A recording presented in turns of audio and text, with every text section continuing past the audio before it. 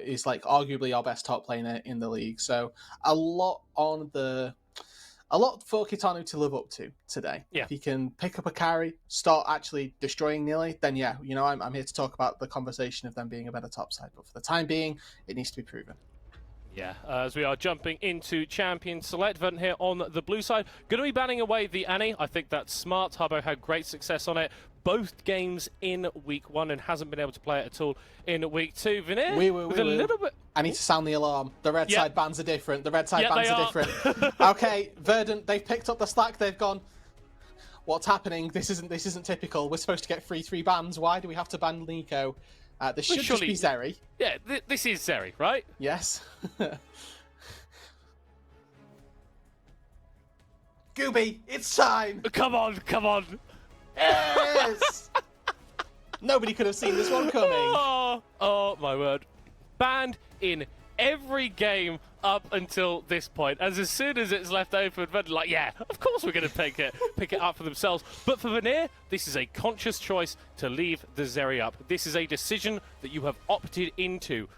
If we get to 23 minutes into this game, Gooby is 7-0 one-shotting people. We're going to be asking some pretty big questions of you, Vanir.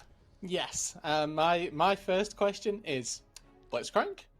That's a general answer that people go to for Zeri. Now, it's a little less consistent than you might like. You obviously have the dash away from Zeri to get out of it, and we'll have to wait and see whether or not Vanir if Vanir opt into it. We'll try that one again. Cassante Maokai, though, a very powerful opening from Vanir, right? They may have let through the Zeri, but they've picked themselves up some mighty fine tools in response. Yeah. So if we are looking at counters to the Zeri in the bot lane, you talked about the Blitzcrank, but Twitch has also been kind of one of those champions that has been rising to priority. I know there is a Trinity Force Twitch build that is going around that apparently does disgusting amounts of damage. Maybe that's the sauce that Vanir are cooking with. I'm picking up what you're putting down, middle court. I'm more than here for a Twitch game if we get to see that from Liam Cole. Typically, he's defaulted to the Aphelios, and it's looked good. We saw a Seraphine game from him, but this Aphelios wouldn't be completely out of left field. It does just get locked in. I'm still here for the Twitch. I wanna really give you credit, because that is the secret sauce that should have been used here. And if I'm a fan who's not objectively thinking about how to win the game, I would have liked to see them pick Twitch. But they didn't pick Twitch. No, because they want to win the game and they think Aphelios is better. So, well, I mean, Liam Cole has been doing some really disgusting things on it, right? But Verdant, I feel like they've recognised that, kind of want to shut him down here. The Vi Rakan is such a great pairing for getting access onto that backline. And of course, when you are the Aphelios, you are relying very heavily on your team to be able to support you, or at the very least buy space, so that you don't get absolutely wham-bam planky-mammed by the likes of Taxa Wendell when they end up taking their ultis to your backline.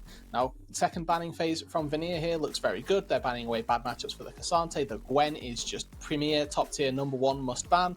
Maybe get rid of Nila's Jax as well if you're thinking about something that could also go poorly for you in that top side. And when we were talking about the fact we wanted to see Kitano play a carry in that top lane, Cassante not our immediate go-to for that, but it's worth saying that can also be flexed into the mid lane, and Harvo has been playing very facilitatory for this Vanir team so far this split.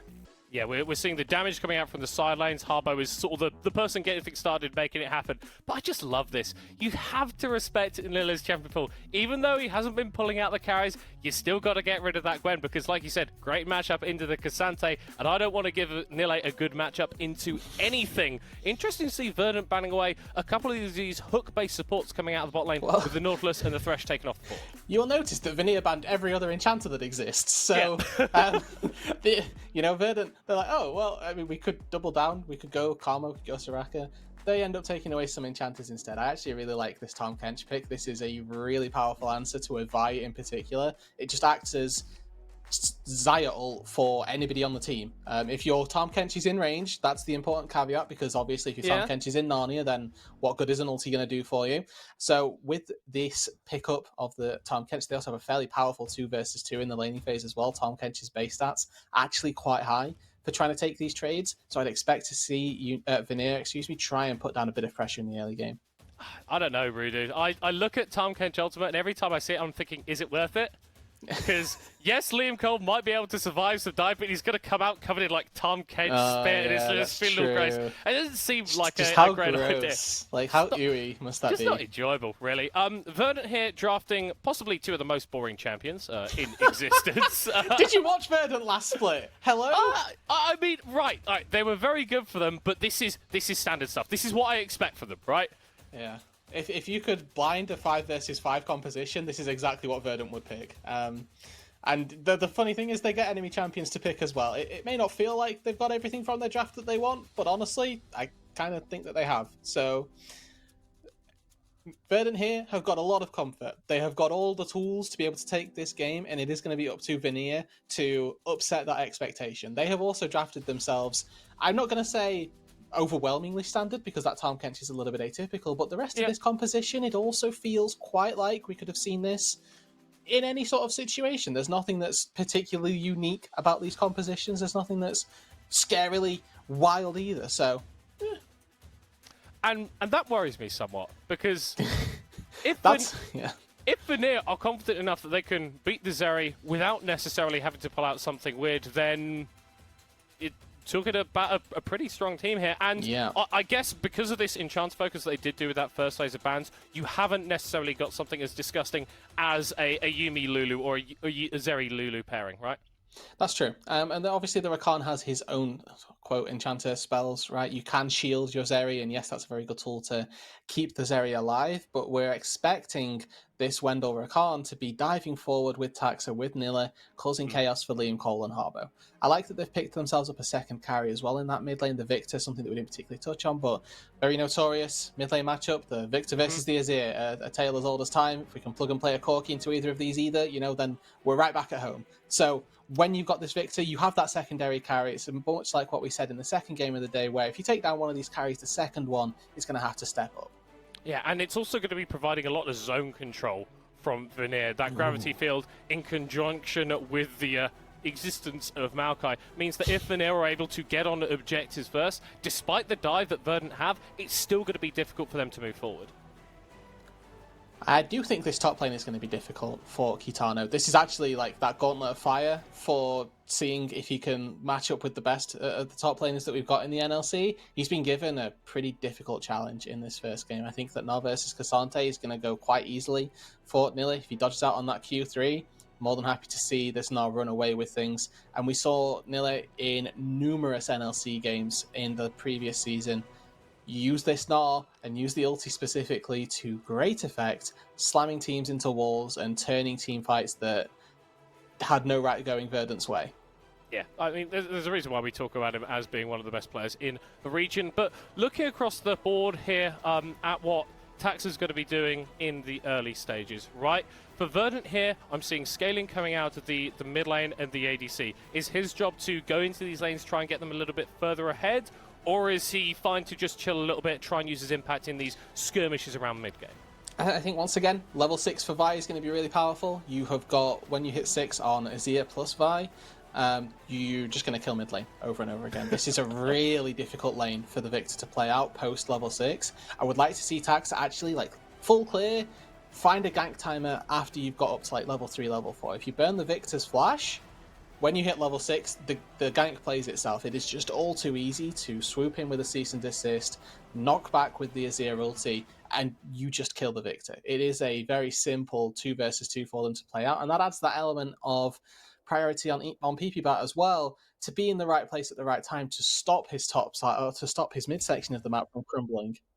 Yeah, and I am interested to keep a track of him, because it did feel like there's been a little bit of lack of proactivity from him in a couple of the previous games. Obviously, still strong scaling on the Vanir side, so doesn't need to get things massively going again on the Maokai. Doesn't need to get things massively going in the early game. But that combo that you mentioned in mid lane is particularly worrying for me from the side of Vanir, because Niter is a very, very good player. And so if there's someone that's going to be able to take Harbo low and really set up for those plays, it's Verdant's mid laner.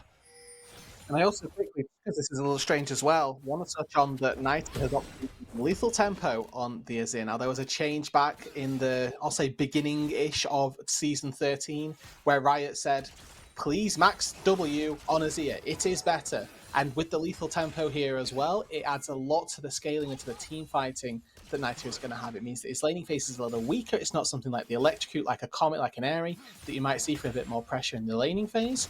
But as we get later on into this game, Niter becomes an even bigger threat than a late game Azir already was.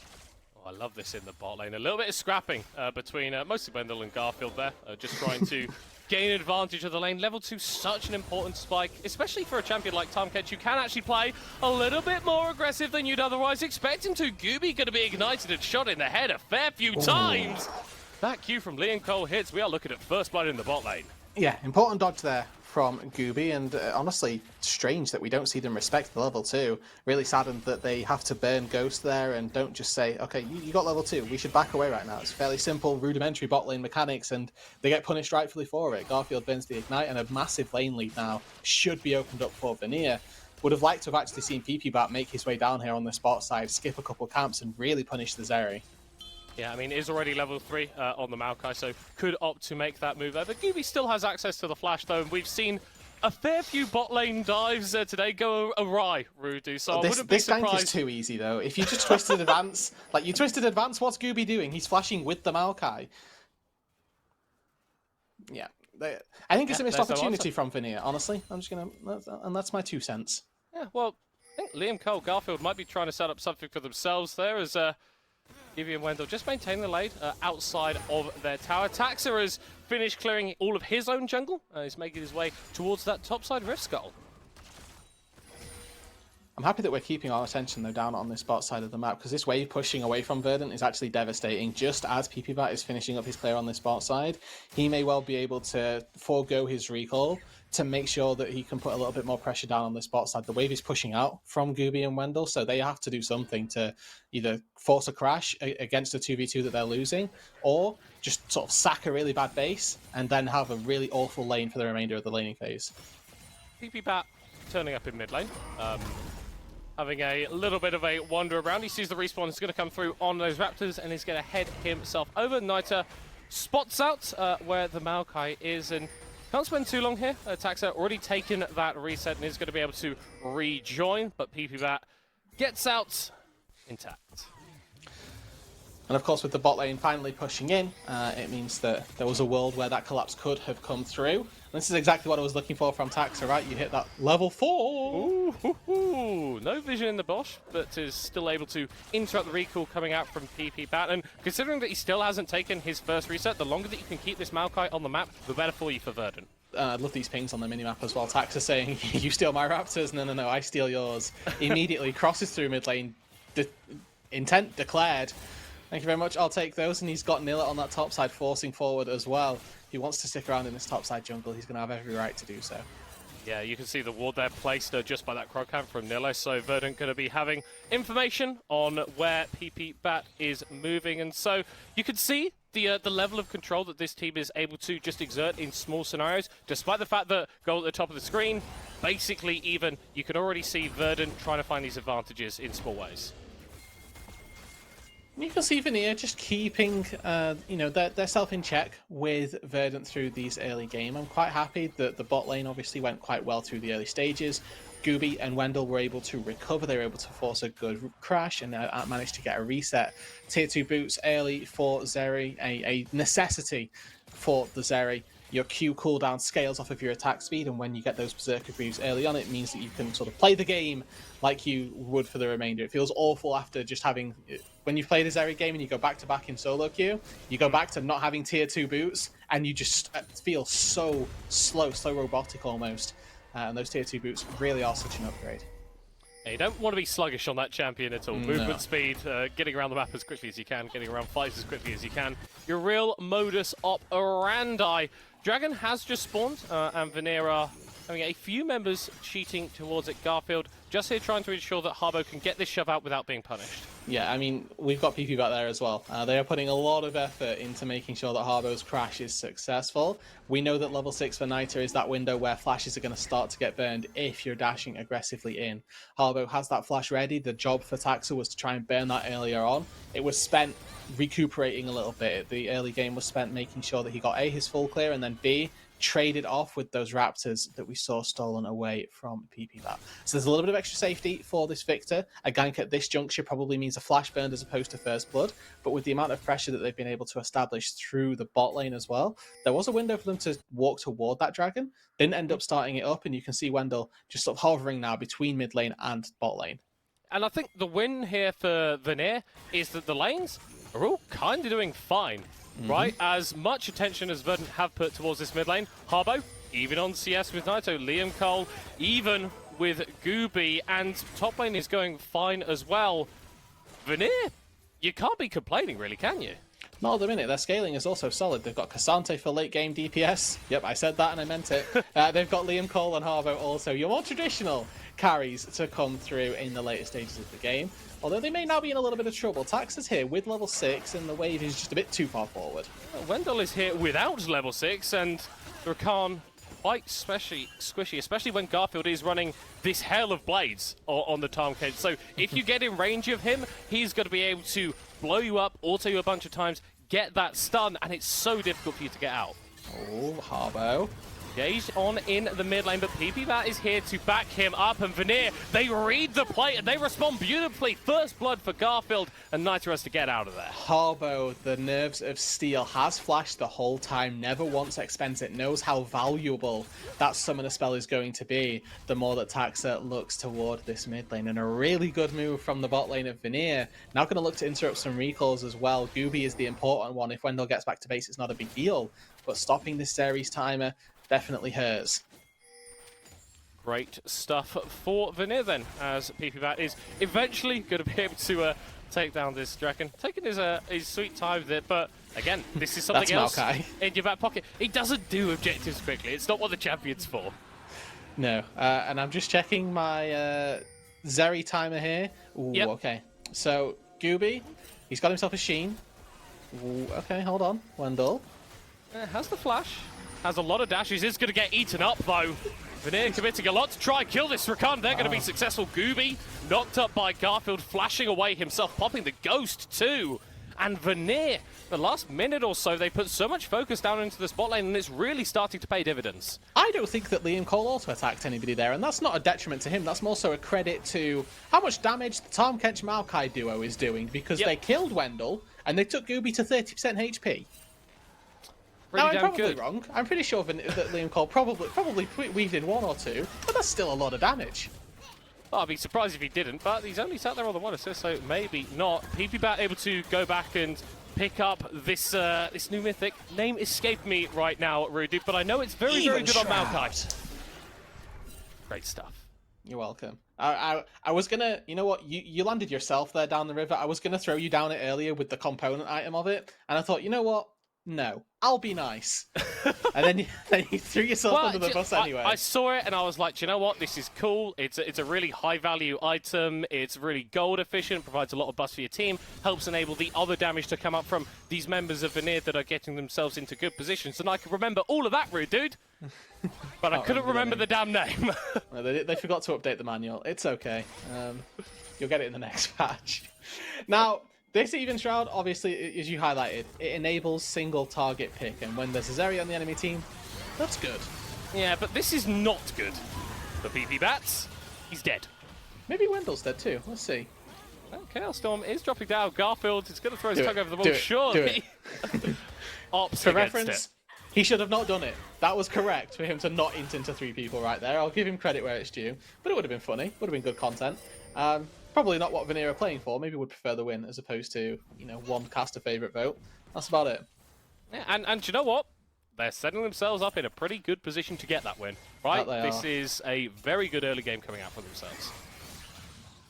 And you can see now with this level 9 wave clear for the Victor, plus the early takedown that he got, actually able to have an upgraded laser means that wave clearing is now infinitely easier. We're seeing a little bit of pressure exerted down on that bot side. Oh my god. With a flash, Wendell there. What on earth? Punishes the over-aggression. He saw that reset come through, he got baited in, pays the price. That is the... If Garfield waits 0.1 seconds longer, or if Gooby is... Or if Wendell is like 0.5 seconds faster, that doesn't happen.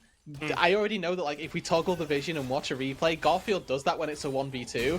It's just the second he does it, Wendell appears. Beefy Bat, blast cone over the way. I'm not sure that Gooby knows that the Maokai is here. Gets that root, a little bit of knockback, and Liam Cole opening up with the ult, gets the kill for himself. Vanir, proactive plays again in the bot lane, getting themselves fed. And that is why you don't base on a ward. There's a pink ward in that brush. Gooby would have seen it. Disrespect.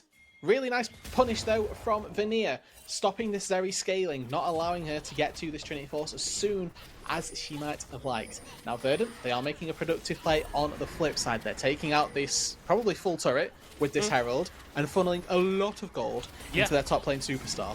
Yeah, and... Oh, not as much, though. It's not going to be enough to take down that Tara in time before the bottom lane falls. So, yes, it is still a lot of gold onto Nilla.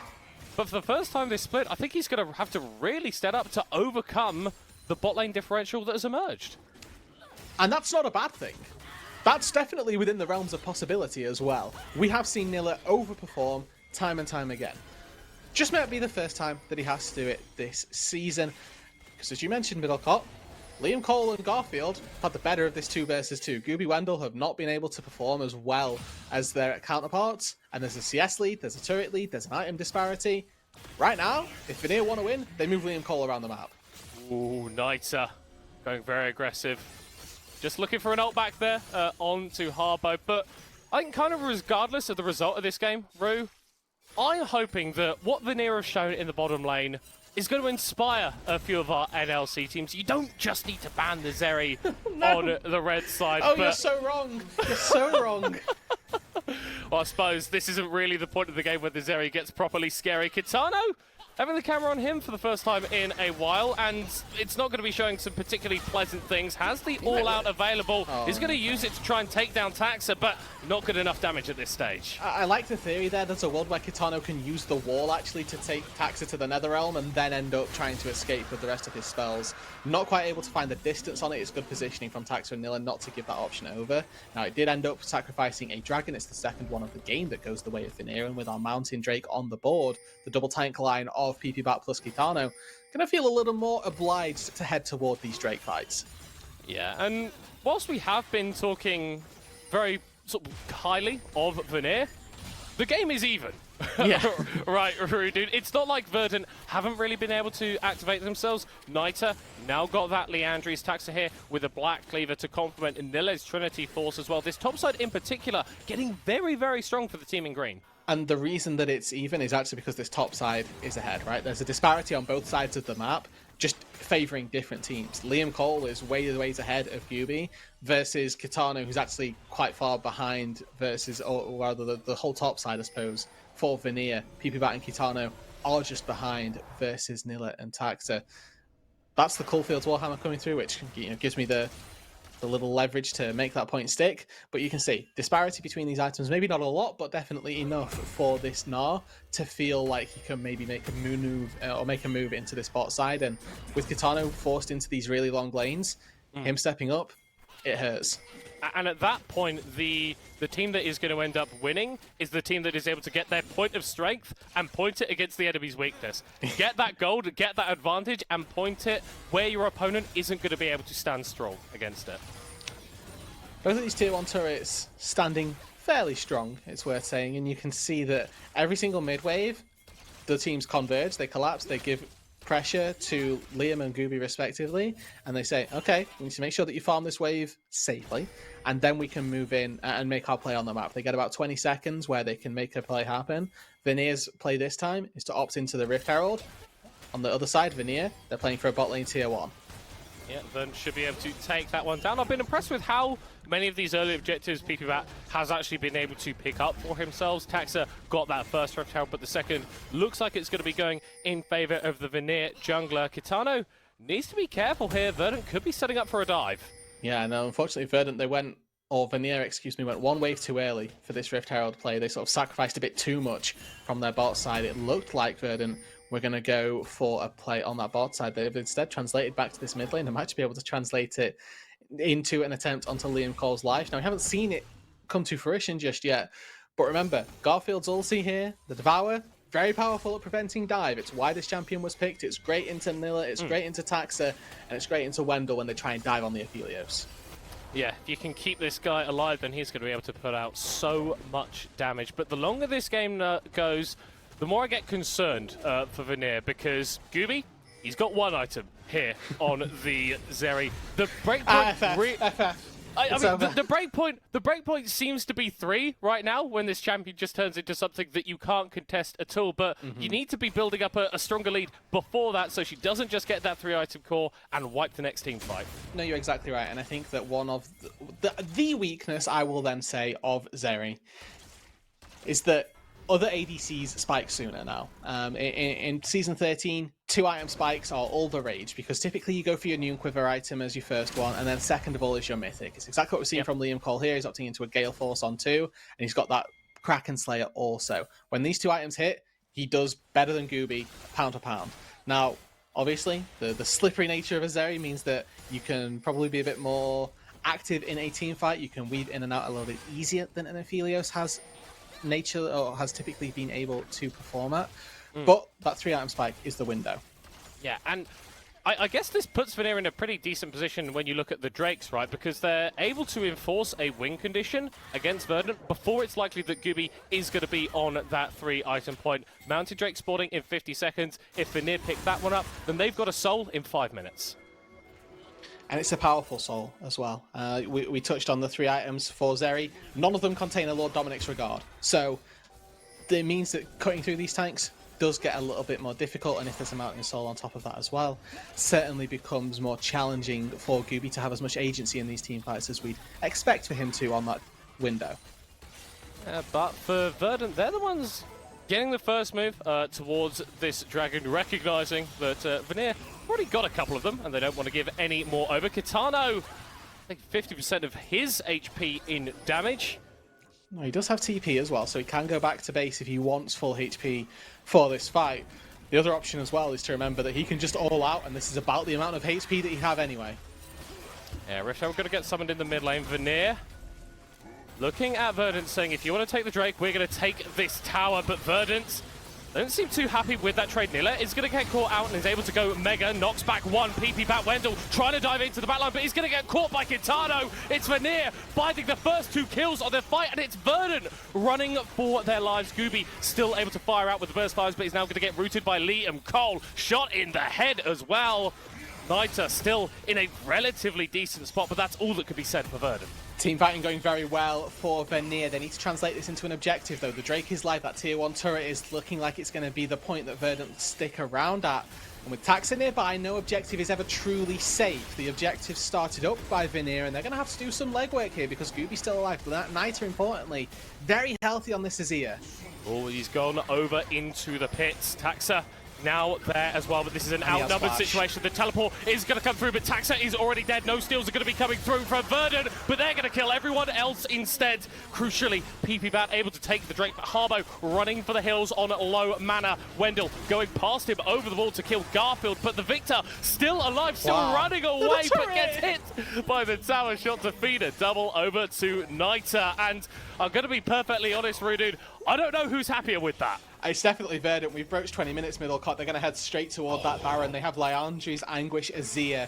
WMAX ready to go. He's got so much attack speed to cut through this big purple worm. Tax is going to be able to respawn, make his way over here to secure the smite. Yes, they got themselves the Drake, but Vanir, they are going to pay a very hefty toll. TP is available for Kitano, but there is no way that Vanir will be able to move over to this Baron. So Verdant, with the first epic objective, epic buff of the game, gonna look to take some towers now. And I think eyes now on Nilla on this Gnar. Has built himself up a Black Cleaver, got that Trinity Force. This is very much split push oriented and very much focused at stopping Kitano from being able to handle him in a side lane. If Nilla can move up to this top side, break open that second tier, or break open that tier 2, it's already very low from an earlier Rift Herald play that Verdant made. It's going to be a lot of gold into the Gnar, and with this pickaxe as well, it could very well be Hullbreaker getting finished off. That, in tandem, makes a very hefty Gnar to try and cut through. Yeah, and honestly, looking at the side of Vanir, it's difficult to see someone who's going to be able to match if he does go down that itemization route. Vanir fishing for an engage in the The mid lane. worst engage that a Tom Kench can do. Just W forward, miss everybody, and blatantly so. Just pops up from nowhere. You've got to stick the tongue out as well, just to say hi to people. But definitely one of the goofier engages that if it doesn't work, it just looks a bit weird. My favourite is Alistair when he forgets to press W or isn't in range to press W and just slams his head in the floor in frustration. I hate the ground so much. It's making me really, really angry. Verdant looking to raise this mid lane tower. Kitano offering some defense and able to pull back Nille, but not quite into tower range. Now remember, Liam Cole is not weak. He's 2-0-2 and he has got a couple of finished items. That Kraken Slayer and Gale Force now ready to go. A lot of DPS to pump out if people are sticking around. And with this Infernum as well, it's a very good job at stopping the turret from falling, clearing out those minions being the leading reason. Not quite going to be able to find any members of Verdant. Strike with that one. Nature's Grasp. Didn't even have to burn any defensive summoners, really, for Verdant, right? No, exactly. I mean, I'll say they don't particularly have the defensive summoners to burn. Gooby has got Ghost, so maybe that could have been pulled from Vanir if they'd have put a little more aggressive nature into it, but it's not really about this mid lane. No. Nille doing great work down in the bot lane versus Kitano, and Naita as well.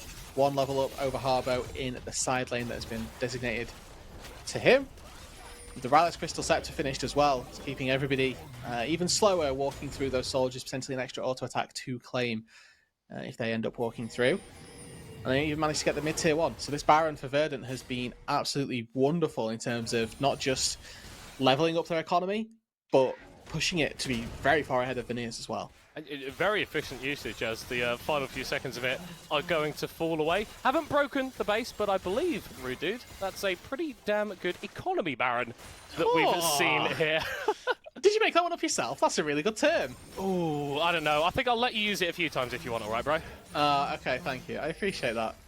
The fabled middle economy Baron. Now, with them taking, obviously, a lot of gold on the map, they now need to try and utilize that for some fights. Where are we going to see those fights? It's in 1 minute's time. It's at that Mountain Soul where Vanir have got Soul Point, but I think that a rough team fight here could very quickly lead into Vanir's demise, a really swift downfall. So if they lose this fight, it means that gold lead balloons again a little bit further, and it definitely makes the comeback and the notion of any fight later on even more difficult. It's that situation where you don't necessarily have another 5 minutes to play for Soul if you don't get this dragon. Yeah, if this fight goes poorly, the game probably looks a lot worse than even if you went for a fight here that comes out even. Now, trying to set up vision around this bot side, they have got Maokai to check for saplings. They've got Cassante to be very immovable on that front line. Unfortunately, there's no MR on this Cassante just yet, right? Kitano's got the scraps that you get from your mythic item, but outside of that, there's an Azir with Void Staff and 3 items plus Liandry's being one of them, means that he's going to cut through this Cassante exceptionally quickly. Level 16 for Naita as well, has quietly had a very strong game for himself. Vanir able to grab at mid lane priority, but this does give Verdant position on the dragon, and they are doing that mighty quickly. It doesn't look like Vanir going to be able to get in time, but Verdant, they peel away from the Drake. They don't want to be DPSing it down, and Vanir look a little bit confused about how to respond to that situation. Kitano, half HP Wendell, trying to find something in the backline, but he gets stunned himself. And once again, Vanir will kill the enemy support at the start of the team fight. Nille throwing 2 back, but it's Verdant again on the run, and Vanir desperately attempting to get something more PP back, following the flash into the backline, takes down the Mininar as Gooby is kiting for his life, skating over the wall, and Verdant have maybe bought themselves enough time. Naita with the pushback on that Maokai to keep himself alive, and now he rejoins the fight. Kitano is so damn low. Gooby still firing out the autos. A double kill for the Azir, and Verdant have turned it around. They take the engage from Vanir, and they shove it right back. A triple kill, but Liam Cole is still not done. Gale forcing forward to pick up one at the very back end, but the level differential is going to be too much for the Aphelios to conquer. A shutdown for Naita, and a delayed quadra kill for the Verdant mid laner. Wonderful performance from Naita. Sticks himself right where he needs to be in that team fight. Shoves back PP back when he dives forward and is that DPS source that Verdant were missing. Gooby had a rough early game, but during that team fight was playing beautifully as well. Manages to keep himself alive at every given juncture. Anybody that dives forward, he's just one step further back. managed to go forward as well, uses his dash and flash aggressively to try and take people out. Not quite managing to finish off Harbo, but winning team fight for Verdant, and this is the worst case scenario for Vanir. We said that that team fight right there was going to be make or break. If they could win this and take the soul, they had a stay of execution. They had a really big chance, honestly, at being able to take future team fights, but now they have to survive another 5 minutes up against a team that is very likely to get this Baron. But very likely is not certain. PPVAT doesn't have the flash, but Garfield could still get into the pit. Vanir, I think, just playing for the post play, but I can't lock enough people down to go for that. And Verdant were able to pick up that Baron and able to get away. All right. As the expert on Baron middle cop, they've had their economy Baron. What comes next? What's the goal for this one? I reckon the Nexus has got to be the next target, Rudu. Oh, okay. I mean, we've skipped a few steps, but I like where the end goal is. I think that just breaking open the base is the first port of call. Likelihood is that they can get the Nexus, though. I don't disagree with you in that. They can very easily take this game if they find another fight, but their goal for this Baron should be to break open the base. And if the game comes with it, then obviously, you know, oh dear. Oh, PPVAT has just tried to walk back to his mid lane tower. Is not going to be allowed to. Garfield very close to getting charmed by the Ricard there, but shall not happen. Verdant playing on 2 lanes at the moment. Nille getting the shove out mid lane in him tower, also being focused down. Yeah, breaking open the base seems like a formality, Middlecott. I think your version of the Nexus may look a little more likely here. 2 inhibitors going to fall at the very minimum. They don't have a wave in the top side, so Verdant are just going to play for the end if they're looking to stick about in this base. 15 seconds still on PPVAT, and with the waves looking to crash at about the same time, they've got about 5 seconds before the Maokai respawns with ulti to make the last stand effort for Vanir. Vanir have shown some good stuff in these last few team fights, but Verdant don't seem like they're going to give them the opportunity. Here comes PPVAT back on the reset. The Nexus towers are off the board. There is very little preventing Verdant from ending this game. Vanir going for one last gasp engage. They're able to shut down Wendell again as Nille is trying to kite away. Kitano not going to get pushed back by Nita, but still going to get taken down by Gooby. The key carries for Verdant are still alive. The engage from Vanir was not enough as it's a double kill for Gooby. PPVAT will try and get one back, but he won't. It was Nita Like in the last team fight. It's Gooby in this one. No quadra kill. Scumbag Taxa steals that one away. But Verdant get another win, put themselves to 3-1. Well, Applause what a game. What a